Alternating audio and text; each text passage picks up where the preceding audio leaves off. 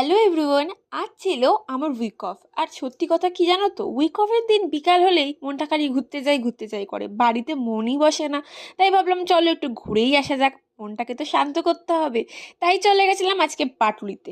আর পাটুলিতে যাওয়া মানেই হচ্ছে শুধু খাই খাই। আর সত্যি কথা বলতে আমি আমি কিন্তু খুব ফুড লাভার। তাই প্রথমে গিয়েই পাটুলি থেকে খেলাম গরম গরম ভুট্টা। আর সত্যি কথা বলবো, এই ভুট্টা কিনতে কিন্তু আমার অসাধারণ লাগে গাইস।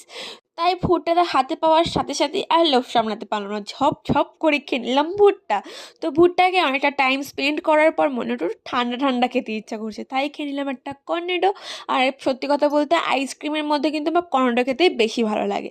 আর অনেকক্ষণ বসে থাকার পর যখন দেখলাম ঘটি গরম পাওয়া যাচ্ছে, তাই ঘটি গরম খেতে কে না ভালোবাসে, তাই একটু ঘটি গরম খেয়ে নিলাম। আমার না ঘটি গরম খেতে বেশ লাগে। তারপরে বাড়ি ফেরার সময় বাইপাসের এই চিকেন পকোড়া কারা কারা খেয়েছে অবশ্যই কমেন্টে জানিও। পকোড়া খেয়ে বাড়ি চলে এলাম। আজকের মতো টাটা।